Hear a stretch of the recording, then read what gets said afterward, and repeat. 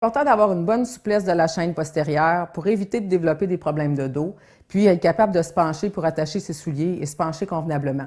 Quand on parle de chaîne postérieure, en fait, on parle de tout ce qui se trouve derrière le corps, en partant de la base des orteils et ça va remonter jusqu'à la base de la nuque. Comment le tester à la maison? C'est encore plus le fun s'il y a quelqu'un qui peut vous observer. Donc, j'ai mes deux sujets ici qui vont se porter volontaires. Fait que ce que je vais vous demander de faire, c'est de pencher vers l'avant pour aller toucher vos orteils. Allez-y. Donc, je vais vous demander de rester dans la pose un petit peu. Très intéressant ici. Alors, on n'a pas de difficulté. On a une belle courbe, un beau C parfait ici qui se trace au niveau de la colonne vertébrale. Et la colonne, la tête ici, elle est libre, peut retomber facilement vers l'avant. Merci beaucoup, madame. Maintenant, si je m'en viens ici, quelque peu différent. Premièrement, on n'atteint pas le sol. Et deuxièmement, ici, on voit que la tête n'est pas libre. Ça me dénote beaucoup de tension au niveau des sous-occipitaux ici.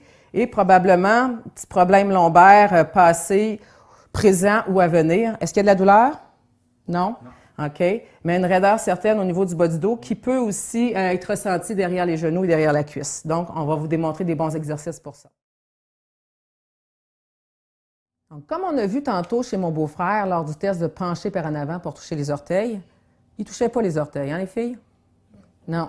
Donc là, moi, ce qui m'intéresse de savoir, c'est oui, j'ai vu qu'il y avait des petites raideurs au niveau du dos et du cou, mais je serais intéressée à voir ce qui se passe aussi au niveau des jambes. S'il n'y en a pas une grosse partie qui viendrait justement de l'arrière de la cuisse et des mollets.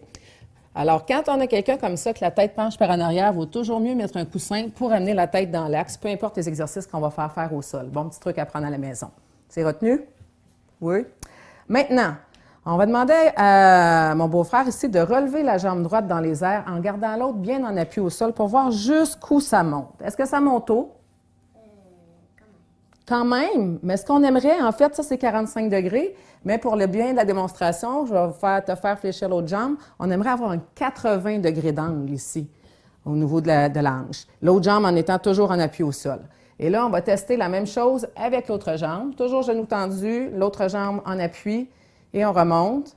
Oh, on voit que c'est quand même mieux ce côté-là. Il en manque un peu, mais beaucoup mieux sur la gauche que sur la droite. Ça tire moins ce côté-ci?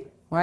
Alors, moi, si j'étais à la place de mon beau-frère, j'entraînerais et j'étirerais 2 fois plus celle-là que celle-là, bien que je ferais les deux, jusqu'à temps d'aller rechercher un 80 degrés d'angle qui va sûrement permettre d'atteindre ou en tout cas de se rapprocher des orteils lors du pencher par en avant.